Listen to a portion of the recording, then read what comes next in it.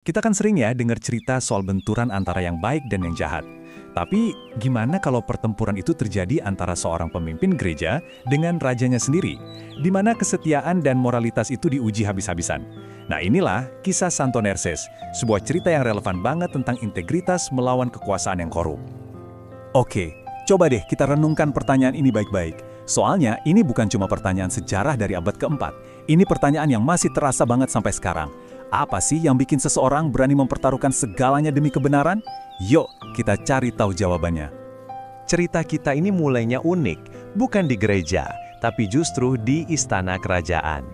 Nerses itu nggak terlahir sebagai orang suci, dia terlahir di tengah kemewahan dan kekuasaan. Perjalanannya ini benar-benar luar biasa loh. Dari seorang bangsawan, seorang ayah, sebuah tragedi pribadi malah mengubah arah hidupnya total. Dan yang menarik, dia tuh nggak pernah mencari peran ini. Justru umatnya yang memilih dia untuk memimpin. Mereka melihat ada sesuatu yang istimewa dalam dirinya, bahkan sebelum dia sendiri menyadarinya. Jadi, Katolikos itu apa sih sebenarnya? Gampangnya gini deh, ini adalah posisi kepemimpinan tertinggi. Bayangin aja jadi semacam paus untuk gereja Armenia. Jabatan ini memberinya kekuatan spiritual yang luar biasa besar, yang nantinya bakal dia gunakan dengan cara yang gak disangka-sangka oleh siapapun. Begitu jadi pemimpin, Nerses nggak cuma duduk manis. Dia melihat gereja saat itu butuh banget perubahan, dan dia nggak buang-buang waktu buat memulai reformasi besar-besaran. Misinya jelas, membawa gereja kembali melayani umat. Coba dilihat perbedaannya, jauh banget kan? Sebelum Nerses, gereja itu ibaratnya klub eksklusif buat kaum elit. Nah, Nerses mendobrak tembok itu. Dia percaya gereja seharusnya melayani semua orang, terutama mereka yang paling membutuhkan. Dan ini bukan cuma wacana loh, lihat aja aksi nyatanya. Dia nggak cuma mereformasi gereja, dia itu sedang membangun pondasi baru bagi seluruh masyarakat Armenia. Sekolah, rumah sakit, di zamannya ini adalah ide-ide yang revolusioner. Dan semuanya didorong oleh keyakinan kalau iman itu harus dibuktikan lewat tindakan nyata. Tapi, ya namanya juga perubahan besar, pasti ada aja yang gak suka. Ketika seorang reformis yang punya prinsip kuat berhadapan dengan penguasa yang korup, benturan itu nggak bisa dihindari. Disinilah ceritanya mulai memanas.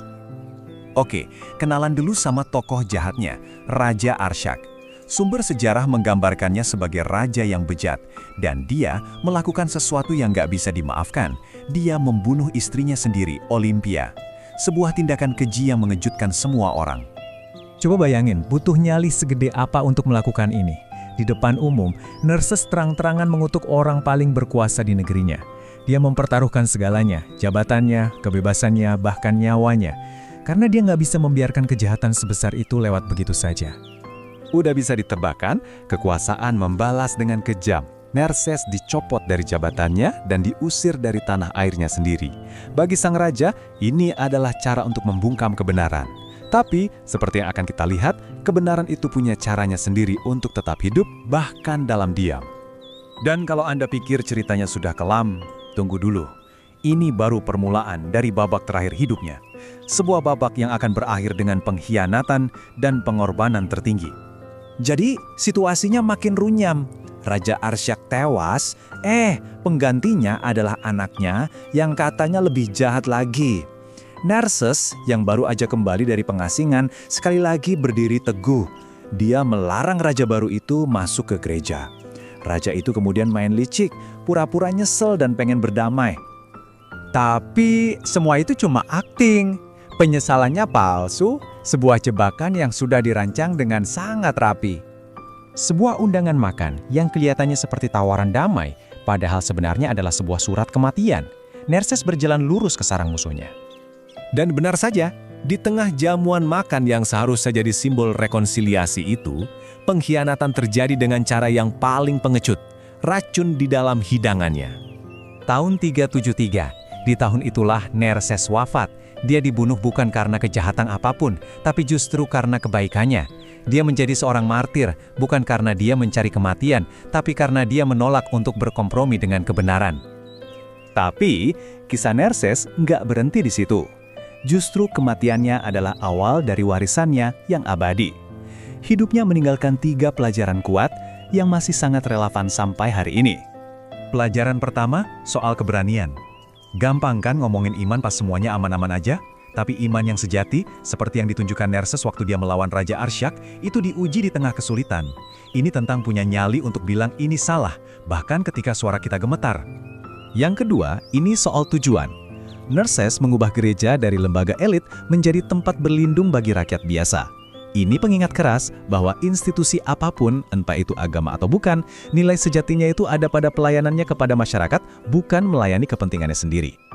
Dan yang terakhir, ini penting banget.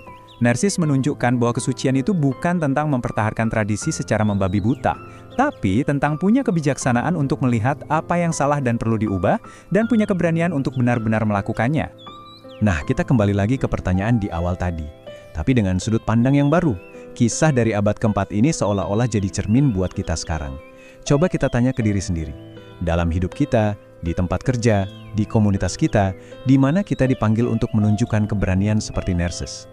Dan yang lebih penting lagi, apakah kita akan menjawab panggilan itu?